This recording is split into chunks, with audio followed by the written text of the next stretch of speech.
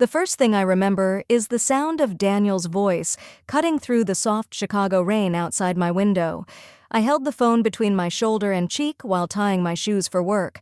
I thought he was calling to ask if I could help with the rehearsal dinner. Instead, he said 7 words that made my chest lock up. "Emily does not want you at the wedding." For a moment, everything in the apartment went quiet. Even the rain seemed to pause. My brother had decided to uninvite me, not because of space, not because of conflict, but because his future wife claimed I made her feel uncomfortable. I did not answer right away. I just stood there, breath held tight, heart wobbling between hurt and disbelief. If you have ever had someone you love choose someone else over you, you already know how that silence feels. Before we continue, kindly comment the city where you are watching from and make sure you subscribe to the channel so you never miss a new story like this. Now let's continue. Rain tapped softly against the kitchen window that morning, steady and calming, the kind of sound that usually helped me settle into the day. I was 25, living in a small third-floor apartment in the Lakeview area of Chicago. My routine was simple: coffee, toast, shoes, bus, work. Nothing special, nothing dramatic. So when my phone buzzed with Daniel's name, I smiled without thinking. He rarely called. When he did, it meant he needed help with something or he wanted to check in. I answered quickly. "Hey, Danny," I said, reaching for my coat with one hand. All I heard was breathing. Slow, uneven breathing that did not sound like him. "Avery," he finally said, "I need to tell you something." I froze for a second. "Okay. What is it?" He hesitated and the silence stretched too long. Then he spoke in one fast breath. "Emily does not want you at the wedding." My hand stopped on the zipper of my coat. I felt the air in the room turn heavier. A small click sounded inside me, like something closing the wrong way. "What did you say?" My voice was barely a whisper. "She said you would make her uncomfortable," he replied quietly, as if speaking softer would make the words kinder. That word uncomfortable stung more than anything else. This was the same Emily who once said I did not match the image she wanted for the Carter family photos. The same Emily who said my 2 jobs were messy and that student loans showed poor planning. She had judged me every time we met, but banning me from my own brother's wedding was something else entirely. "Daniel," I asked slowly, "are you agreeing to this?" He let out a breath that sounded tired. It is her day. She wants things perfect. Perfect. That word circled my mind like a cold draft.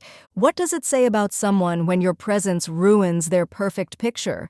I could hear the rain growing louder outside. My coffee machine clicked off on its own.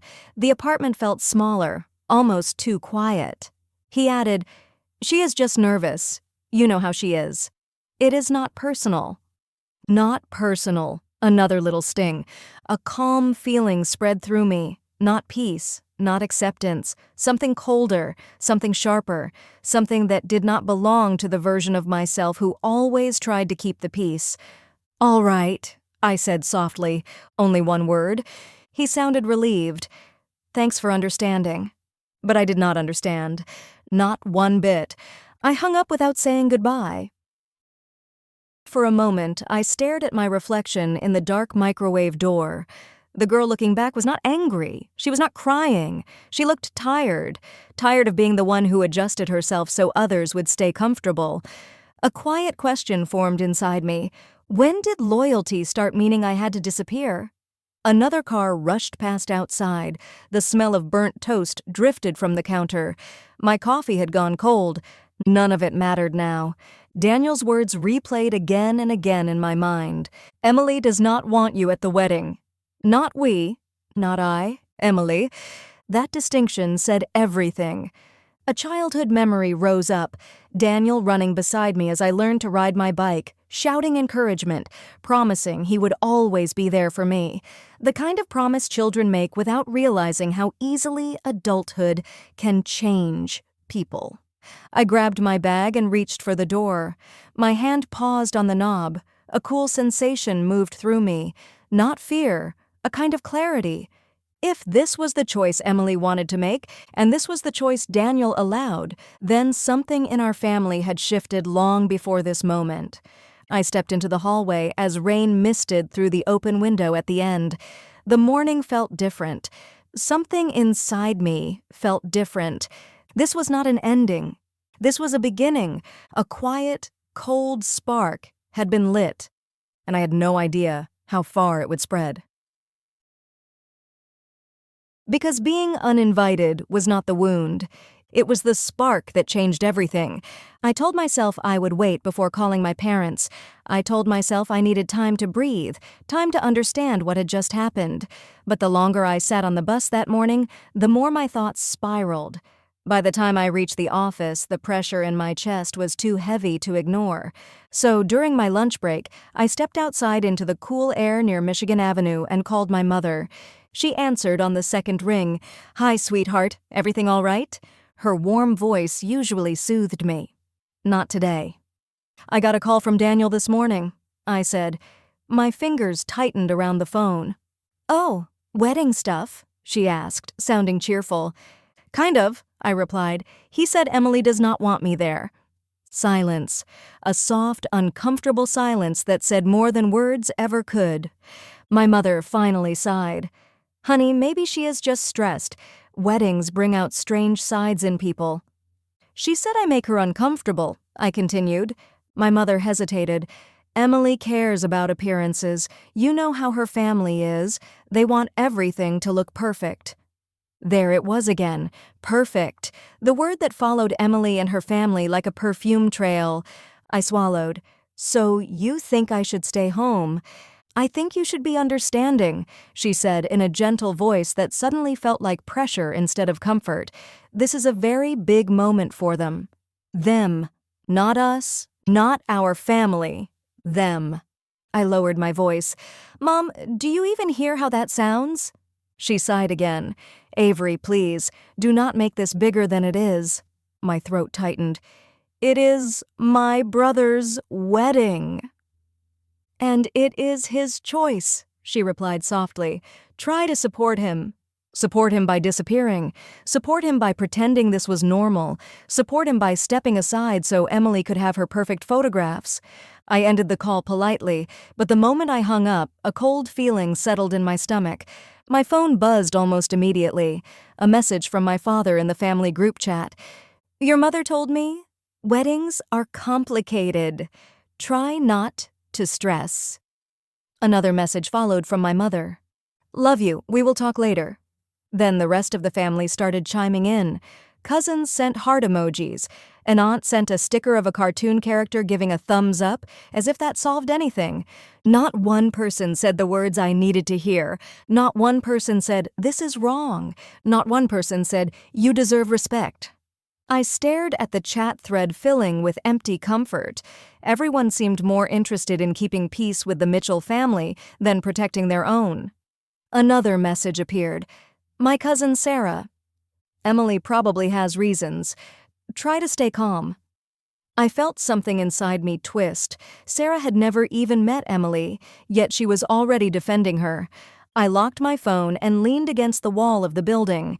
People walked past me on the sidewalk, some holding coffee cups, some rushing to meetings, all moving with purpose while I stood there, feeling like the ground had shifted under my feet. To distract myself, I walked to a nearby bakery and ordered a tea. The scent of warm pastries filled the air, but even that could not settle the storm building in my chest. As I waited for my drink, a question slipped into my mind. Quiet, but sharp. When did my family start choosing convenience over loyalty? Instead of standing with me, they chose the path that kept them comfortable. It did not feel like a sudden change. It felt like something that had been happening slowly, quietly, for years. And now it was impossible to ignore. The realization stung. Maybe I had been carrying this family alone. Maybe I was the only one trying to hold us together. My tea arrived. I thanked the barista and walked outside. The sky had cleared a little, sunlight breaking through the clouds. People laughed nearby, a group of coworkers heading to lunch. It reminded me of what life felt like before this morning, before the call, before the disappointment. I took a breath and told myself to move forward, but inside a quiet ache formed, a mix of hurt and clarity. If no one in my family was willing to stand up for me, then I needed to stand up for myself. I just did not know yet that someone unexpected was about to step into the picture, someone who would hold the truth that Emily hoped would never come out, and that truth was already making its way toward me. A message that would flip everything arrived 3 days before the wedding, and it came from a number I did not recognize. 3 days before the wedding, I was sitting on my living room floor sorting laundry when my phone buzzed with a text from an unknown number. At first, I almost ignored it. I assumed it was another spam message or someone trying to sell me something, but then the preview line caught my attention. "Hi, Avery. My name is Rachel. We need to talk. It is about Emily and your brother." My hand stilled over the clothes pile. A small chill ran through me. I opened the message fully. "I work with Emily. Please reply. It is important." Important. That word had weight. That word landed somewhere deep in my stomach. I typed one simple response. "Who are you?" Almost immediately she answered, "I cannot explain through text. Can you meet me? I know something you need to know." I stared at the screen for a long moment. I did not trust easily, especially now, but something in her tone felt urgent, almost scared. After a brief hesitation, I told her to meet me the next morning at a small coffee shop near Navy Pier. It was a public place, bright and busy. If this was something strange, I could walk away easily. That night, I barely slept. Every time I closed my eyes, I imagined different scenarios. Maybe Emily had said something cruel behind my back. Maybe she was spreading rumors. Maybe this was nothing at all. But deep down, a small instinct whispered that this was bigger than anything I imagined. The next morning, I arrived early and sat near the window. The air smelled like roasted beans and warm sugar. Tourists wandered outside, taking photos by the pier. I held my cup, but barely drank from it. 5 minutes later, a woman walked in, mid-30s, dark hair pulled into a neat bun, eyes darting nervously around the room before she spotted me. She approached slowly, almost cautiously. "Avery?" she asked. "Yes," I said, standing to shake her hand. Her grip was cold. "I am Rachel," she said, sitting down across from me. "Thank you for meeting on such short notice." I nodded. "You said this was about Emily. What is going on?" She took a shaky breath. Her hands trembled slightly as she folded them on the table. "I work with her at the marketing agency downtown. We are on the same project team. I have been wrestling with this for days." She paused, eyes filling with uncertainty. "I know I do not know you, but what I found out is wrong, and I do not think your brother deserves to be kept in the dark." My heart sped up. Kept in the dark about what? She reached into her bag and pulled out her phone. "Emily is cheating." The words felt heavy, as if they dropped straight onto my chest. I stayed very still. "What do you mean, cheating?" "She has been seeing someone else for months," Rachel said quietly. "A man she used to date in college. His name is Mark. They meet at hotels. They message constantly. They talk about things that would make anyone sick." I swallowed. "Are you sure?" She nodded firmly. "I saw the messages by accident. She left her laptop open in the conference room during lunch. I was looking for a file and saw her browser window. Once I realized what it was, I stepped away. But I did not want to believe it, so I checked again the next day. And the day after that, it was the same." She unlocked her phone and slid it across the table.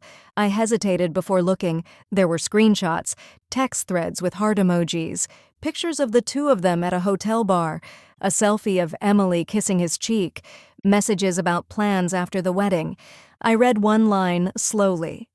"Once I get the support from his family, I will be free to leave." The words blurred for a moment. My throat tightened. Rachel watched me carefully. "I am sorry. I know this is hard to hear." I forced myself to breathe. "Why are you showing me this?" "Because Emily is using your brother," she said. She plans to marry him, take the financial support she thinks his family will give, and then go back to the man she is really with. I sat back, stunned. The noise of the coffee shop faded into a distant hum. My thoughts raced through years of small moments, comments, warnings I ignored. This truth shifted everything. I looked at Rachel. Why tell me instead of him? She lowered her eyes. I tried. He brushed it off. He said she loved him. He said she would never do something like that. A shiver moved through me. He does not believe you. She shook her head out. And she started getting suspicious. I heard her talking to someone on the phone about making sure certain people did not interfere with her wedding. When I heard your name, I got scared for you. I blinked. She mentioned me? Yes, Rachel whispered. She said she did not want you there because you asked too many questions. She said you notice things. My heart pounded. So she wanted me removed. Rachel nodded. Exactly. I stared at the table for a long moment, mind racing, breath shallow. Then another question surfaced, a question that carried a different weight. What else was Daniel hiding? I looked up slowly. I need to talk to my brother. Rachel pushed her phone closer to me. You can take the screenshots. I made copies. The truth deserves to be seen. I nodded silently. Through the window, the sky over Navy Pier had turned a deeper shade of gray. The air felt heavier. Everything inside me felt heavier. I thanked her quietly and stood. She reached out and touched my arm gently. Be careful, Avery. People who lie for this long will do anything to protect their story. I nodded again and walked outside into the cold wind. The truth had arrived, and now it was in my hands. But I did not know yet that Daniel had a truth of his own, a truth even uglier than Emily's. I spent that entire afternoon holding my phone like it was something dangerous. Every time I opened the folder of screenshots Rachel had given me, my stomach twisted tighter. I had always known something about Emily felt wrong, but this was worse than anything I imagined. And now there was only one person left who needed to face it. My brother. I sat on my couch for nearly an hour before sending him a message. I need to talk to you. Today. He replied almost immediately. Come by the condo after 6. I stared at the screen for several seconds. The quick response unsettled me. It felt too eager, too ready, as if he already knew what was coming. Around 5:30, I put on a jacket and walked to the train station. Chicago felt colder that evening, the air sharp and dry. I kept checking my bag to make sure the tablet with the saved evidence was still there. I rehearsed what I would say, but no words felt right. No words felt strong enough. By the time I reached Daniel's building, the streetlights had turned on and the sky was a dark navy blue. His unit was on the 10th floor overlooking the lake. I knocked once. After a moment, he opened the door. He looked tired. That was the first thing I noticed.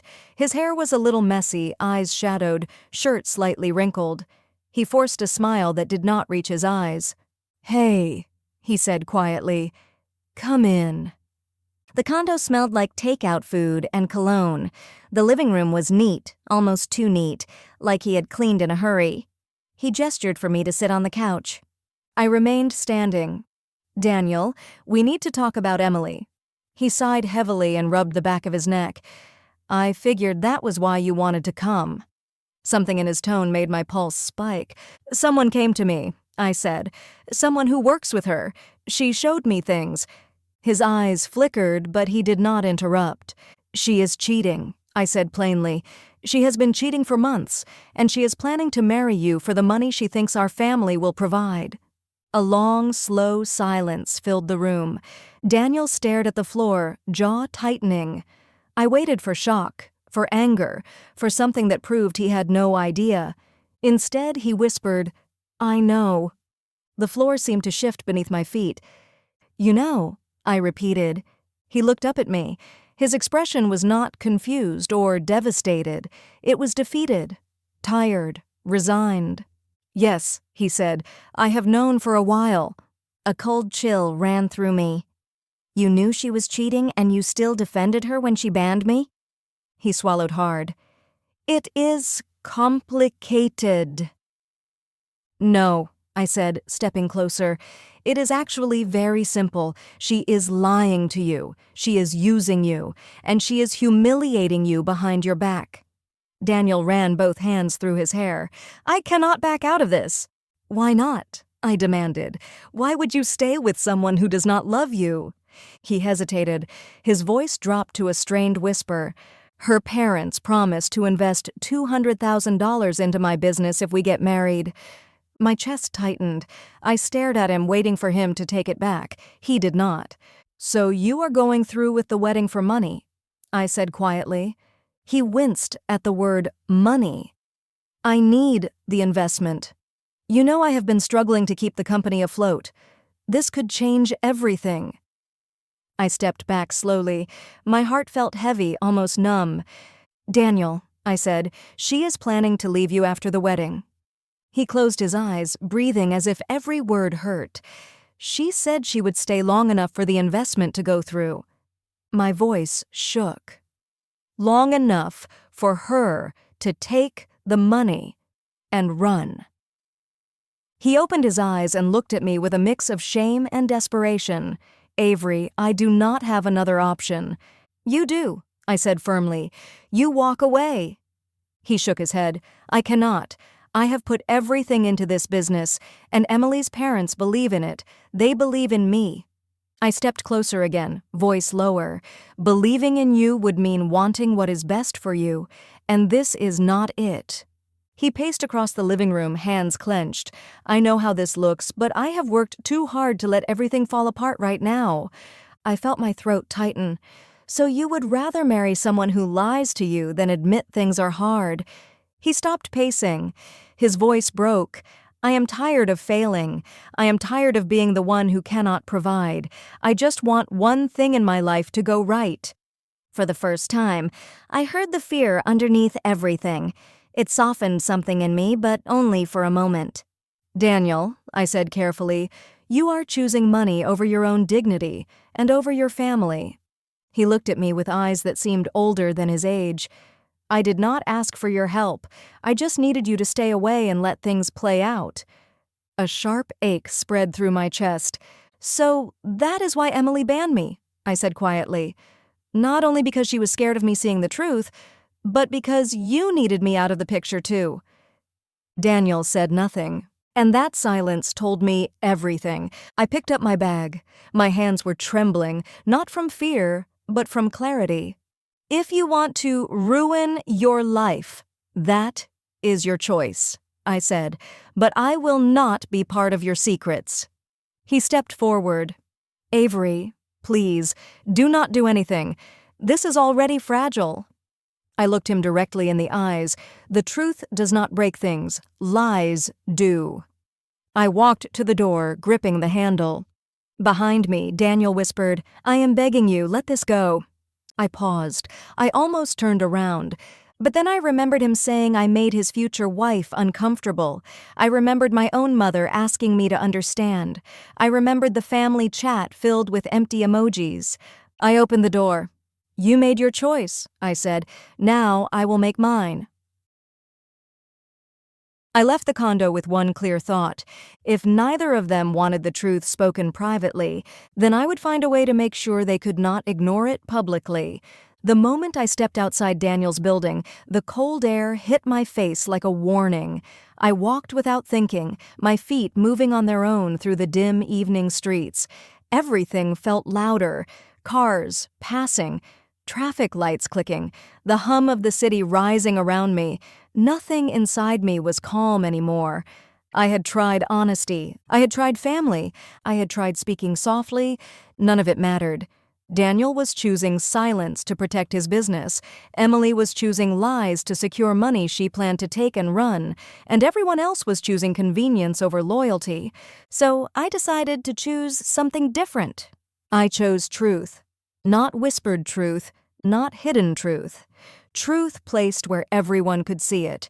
It started with a single call. I took out my phone, hesitated for a moment, then called Jordan Patel. Jordan had been a friend since college, a quiet genius with technology, someone who preferred coding over conversation but always had my back. He answered on the second ring. "Avery, everything all right?" "No," I said plainly. "I need your help." He paused. "What kind of help?" I took a deep breath. "The kind that requires a slideshow." There was another pause, but this time filled with curiosity. "Come over." Jordan lived in a small apartment filled with computer parts, wires, glowing screens, and half-finished tech projects. It smelled like coffee and warm circuit boards. He pushed a pile of cables off a chair to make space. "What did Emily do?" he asked. I froze. "How did you know this was about her?" He smirked. "Your voice always changes when you say her name." I sat down and told him everything. Every detail from the call, the screenshots Rachel showed me, the conversation with Daniel. He listened with both hands clasped together, expression thoughtful and calm. When I finished, he leaned back slowly. "So you want all the evidence organized," he said. "Yes," I replied. "Neat? Clear? Impossible to deny." He nodded. "What is the delivery method?" I swallowed. "At the wedding." Jordan blinked once, then again. "That is bold." "I do not care about bold," I said. "I care about the truth landing where it cannot be ignored." He tapped his fingers on the desk. "We can do a slideshow, clean transitions, time-stamped messages, screenshots, photos, maybe audio if you have it." "I have something." I handed him Rachel's recording of her statement. Jordan listened through one earbud, his eyebrows rising slowly. When it ended, he exhaled. "This is devastating," he said. "I know." He stood up. "All right, I will help. When do you need it?" "Before the wedding." He nodded. "I will work on it now." While he organized the files, I began thinking about the wedding setup. The Mitchell family planned an outdoor ceremony at their large garden venue in Milwaukee. I had been there once. I remembered tall hedges, rose bushes, a white arch, soft string lights, decorative speakers placed near every row of chairs. Speakers!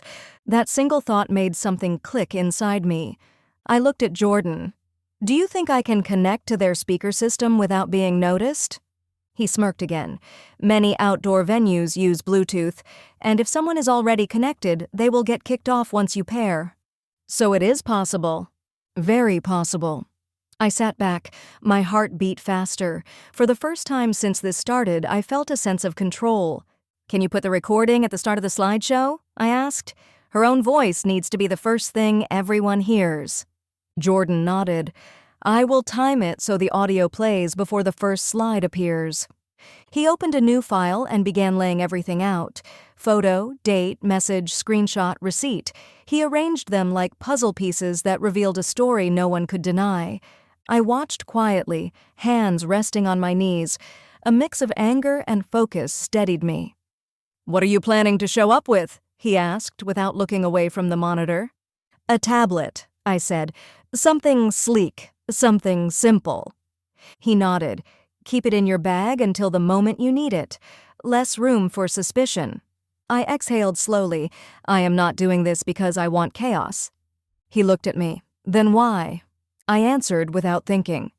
"Because no one deserves to walk into a marriage built on lies, and no woman deserves to be blamed for asking too many questions. If I remain silent, I become part of the lie too." Jordan studied me for a moment. "Emily will hate you for this." "I am not scared of that." "And Daniel," he added quietly, "might blame you." "I am not scared of that either." He turned back to the screen. "Then let us make this clean." It took hours to finish. When Jordan was done, he handed me the tablet with the final version loaded. "It will sync with the projector automatically once you pair it," he said. "Just make sure you choose the right device name. Usually it will be something like Mitchell Garden Output." I nodded. "Thank you, really." Jordan smiled softly. "Avery, you have spent your whole life letting people talk over you. This is the first time I have seen you claim your voice." The words warmed something inside me, something that had been quiet for too long. I left his apartment with the tablet tucked in my bag. The night outside felt colder, but for once I felt steady. The truth was finally organized. The evidence was undeniable, and the wedding was no longer simply their moment. It was my stage, too.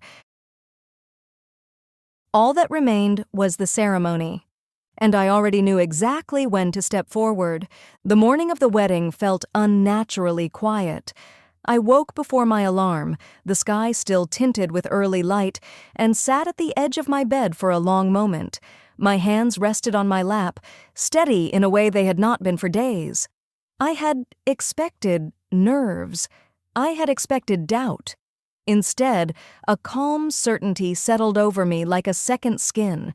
This was the day everything would unfold, not just for Daniel, not just for Emily, but for me too. I dressed slowly, choosing a simple black dress, nothing dramatic, nothing flashy, a color that fit the mood of honesty I was about to deliver. I tied my hair back and stared at my reflection. I did not look angry. I did not look vengeful. I looked focused. A woman who had been pushed aside one too many times and finally decided to step back into the light. The tablet was already charged and tucked into my bag. The file Jordan created was there, waiting silently. The evidence felt like a quiet heartbeat beneath the zipper. I drove from Chicago to Milwaukee with the windows half open. Lake Michigan stretched beside the highway, wide and still, a blue reminder that some truths are larger than people try to hide. For the first hour, I rehearsed nothing. I simply breathed. The closer I got to the Mitchell estate, the more everything inside me settled.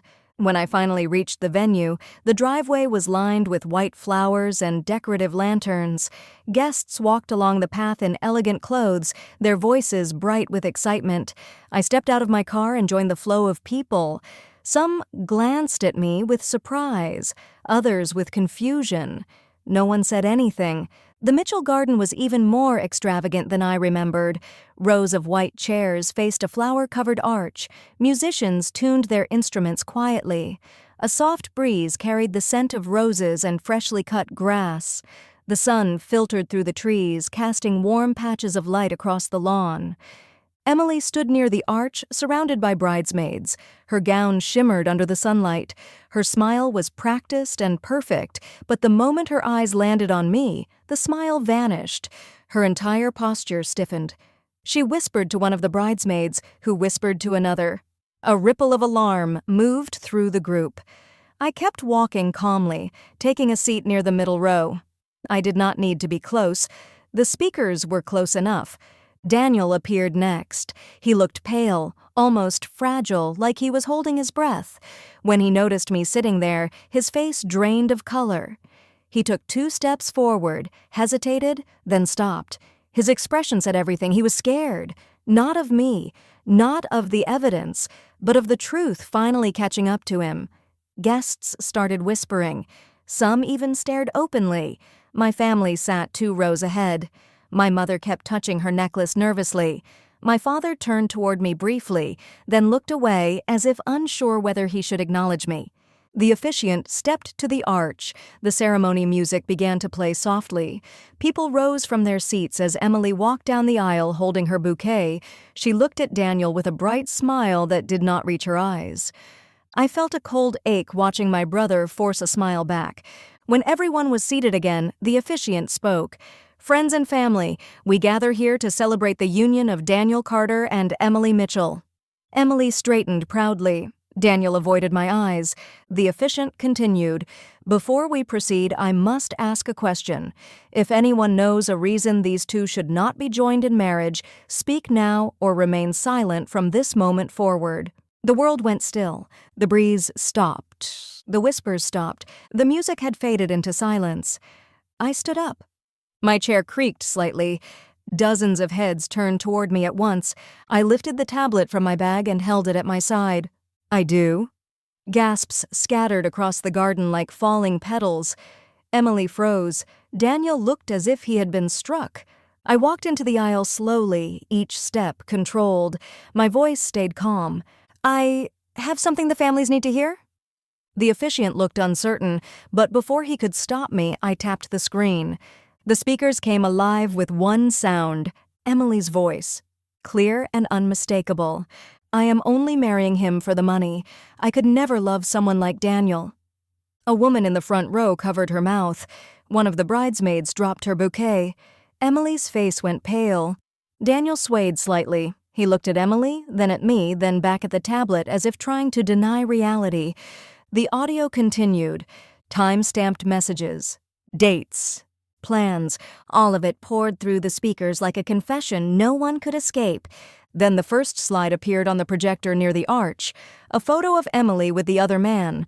Another message appeared moments later. Every lie exposed in clean, undeniable proof. Emily took one step back, then another. Her bouquet slipped from her hand and fell onto the grass. Guests pulled out their phones. Whispering turned into shocked murmurs. My family stared at the screen, stunned. I stood quietly, letting the evidence speak, letting the truth breathe. Daniel finally took a step toward me, tears forming in his eyes. "Avery," he whispered, voice trembling. "Please, stop." I looked at him. "I am not doing this to hurt you. I am doing this so you stop hurting yourself." Emily suddenly ran toward the back of the garden, dress dragging across the grass, guests turning to watch her flee. The ceremony was falling apart, and for the first time in days, I felt something close to relief. The moment the last slide ended, a new silence fell. A silence that meant everything had changed. For a long moment after the final slide disappeared, the garden felt frozen. Not a single guest moved. The only sound came from the soft rustle of tree leaves, shifting gently above the stunned crowd. I stood in the center of the aisle with the tablet in my hands, heart steady, breath controlled. The truth had landed, but its echoes were only just beginning.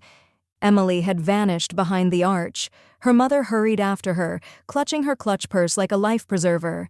Daniel remained where he stood, staring at the projector screen even after it went blank. He looked hollow, as if he had been emptied of everything except shock. Someone whispered behind me, "Is this real?" Another answered, "It looks real." A third voice added quietly, "I knew that girl was trouble." I watched the crowd for a second. Some guests looked horrified, others looked fascinated. Phones were already out, cameras already recording. In that moment, the story was no longer contained inside the garden. It had already begun traveling outward. The officiant cleared his throat nervously. "Perhaps we should take a moment." Daniel finally blinked. His shoulders dropped, his face drained of color. He stepped forward slowly, each movement stiff, as if he were learning to walk again. "Avery," he whispered, "why did you do this?" I turned to him gently. "Because you deserved to know the truth without any more excuses." He stared at me, wounded and confused. "You embarrassed me." His words pierced something in me, but I did not flinch. "The truth embarrassed you. I only made sure it was heard." A nearby uncle sighed heavily. "This is a disaster." Guests began murmuring again. Some stood. Others stayed seated, waiting to see what would happen next. The tension hung in the air like thick fog. I could feel the weight of every eye on me, but I kept my gaze on my brother. "I tried to tell you privately," I said softly. "You chose not to listen." Daniel swallowed hard. "I needed that investment. I needed something to work out for once." I shook my head. "Not like this. Not at the cost of your dignity. Not at the cost of your family." He opened his mouth, closed it, then opened it again, unable to form a complete sentence. Before he could speak, Emily's father, Charles Mitchell, marched back into the garden with a face redder than the roses arranged along the aisle. He pointed at me. "You!" he snapped. "You ruined my daughter's wedding." I met his eyes steadily. "I revealed what your daughter has been doing behind your back." His lips tightened. He seemed ready to argue, but the moment he looked at the projector screen still flickering in the background, something inside him changed. He knew the evidence was real. He knew none of this could be hidden anymore. Without another word, he turned and walked away, shoulders stiff with humiliation. My mother approached next.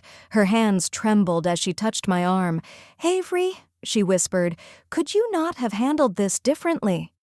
I looked at her gently. "Handled what? The truth? The betrayal? The lies your son agreed to?"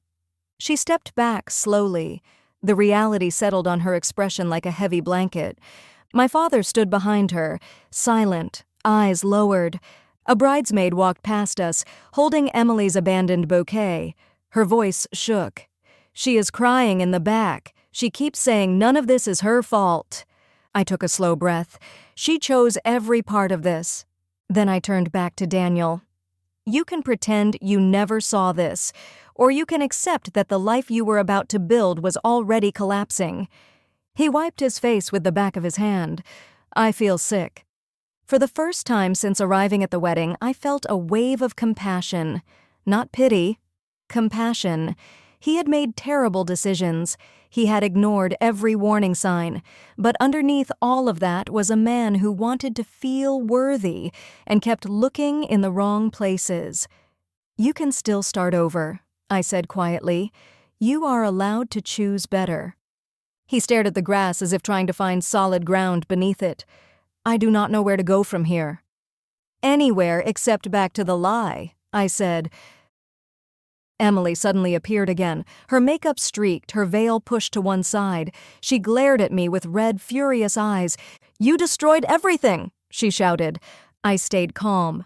"I did not destroy anything. I revealed what you built." She looked around at the guests watching her. Panic flashed across her face. "Turn off your phones," she cried. "Stop recording." No one listened. Her voice broke. "Daniel, say something. Tell them it is fake." Daniel opened his mouth, but no words came out. Emily looked at him, desperate. "Please, we can fix this. We can talk." He took a step back. "I cannot marry you." Her breath hitched. She looked like someone who had just watched a door slam shut on her future. She grabbed the edge of her dress and fled again, disappearing behind the hedge with her mother calling after her. Silence swept the garden once more. The officiant closed his book quietly. "I suppose this ceremony is concluded." Guests began standing, gathering their belongings, walking toward the exit in small clusters. Some talked in hushed tones, some avoided eye contact, some looked back at me as if unsure whether to thank me or fear me. My mother approached once more. This time her voice was small. "Avery, what happens now?" I looked at her with softened eyes. "Now we let the truth do what it always does. It settles into the cracks people try to cover." As I turned to leave, Daniel took a small step toward me. "Will you come home with us?" he asked softly. I shook my head. "Not today. You need to sit with what happened, and I need to breathe on my own for a while." He nodded slowly, accepting the boundary he had never seen before. I walked down the aisle toward the exit. The roses still smelled sweet, the lanterns still glowed, but everything else had changed. This garden had become the place where lies died and where I finally remembered my own worth. The aftermath would come soon, and it would be just as loud as the truth I had revealed. The morning after the wedding felt strangely quiet. I woke to sunlight drifting across my bedroom floor, soft and warm, as if the world had no idea what had happened the day before. But my mind remembered everything. The garden, the gasps, the screens lighting up with proof, Emily running, Daniel sinking, a family forced to face the mirror they had been avoiding. I made coffee slowly, savoring the quiet. It was the first morning in a long time that I felt my breath ease without force. The truth had finally been spoken, not the polite version, not the diluted version. The full truth, placed in the open where it could not hide behind smiles or rehearsed excuses. Just as I sat down at the table, there was a knock on my apartment door. My chest tightened. I already knew who it would be. I opened the door to find Daniel standing there. He looked different. His suit from yesterday was gone, replaced with a hoodie and jeans. His hair was uncombed. His eyes were tired and red, as if he had not slept at all. He held his hands in his pockets. "Can I come in?" I stepped aside wordlessly and let him enter. He sat on the edge of the couch and stared at the floor. I remained standing for a moment, unsure where to begin. Finally, he spoke. "Everyone is mad." I nodded softly. I figured. "Emily's parents told her to come home with them," he continued. "Her father refused to speak to me. Her mother cried the entire ride back." I said nothing. He needed to talk it out, and I was ready to listen, not rescue. "My phone has been blowing up," he added. "Friends, coworkers, some people asking what happened, some people blaming me, some people laughing about it." He rubbed his face with both hands. "I do not know how to face anyone." I walked to the chair across from him and sat down. My voice stayed gentle. "You face people by telling the truth. That is all you need to do now." He looked at me with a wounded expression. "You did not have to do it like that." I met his gaze steadily. "Yes, I did." His mouth opened slightly, as if he wanted to argue, but he closed it again. Silence settled between us for a moment. Not tense, not angry, just quiet, the kind that comes after a storm has passed. I leaned forward, keeping my voice calm. "Daniel, I tried to warn you privately. You shut me out. You defended someone who wanted me gone because she knew I would see what she was hiding." He swallowed. "I know." "Yesterday was not about humiliating you," I said softly. "It was about freeing you, because you were walking into something that would have broken you more slowly and more painfully." He stared at the floor again, his jaw trembling. "I thought I was doing the right thing for my business. I thought the investment would fix everything." "Money cannot protect you from the wrong partner," I said, "and it cannot protect you from the truth." He nodded slowly. "Emily's parents withdrew the investment last night. They said I embarrassed their family." I felt a small ache in my chest for him, but not guilt. "You were given a chance to build your business honestly. You chose a shortcut that came with a price." He wiped his eyes. "I do not know what to do now." I moved to sit beside him on the couch. "You start again, you rebuild, and you do it without someone who was using you." He looked at me, a single tear slipping down. "Why did you still come yesterday? After everything I said, after uninviting you?" I took a deep breath. "Because deep down, I still believed you deserved better than the life you were choosing, because you are my brother, even when you forget I exist." He stared at me for a long moment, then he whispered, "I am sorry, Avery. I should never have treated you the way I did. I should have listened." Those words softened something inside me, not completely, but enough to breathe easier. "I accept your apology," I said softly, "but I am not going to shrink myself anymore to make you comfortable." He nodded, understanding that something had changed permanently. "Can we fix this?" he asked.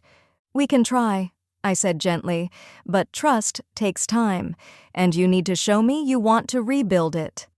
He exhaled slowly. "I will try, I promise." I stood and walked to the door. The conversation had reached its natural end. He stood too, slightly confused. "You are leaving?" he asked. "No," I said with a small smile. "You are." He blinked, then let out a breath that sounded almost like relief. He stepped outside and paused in the hallway.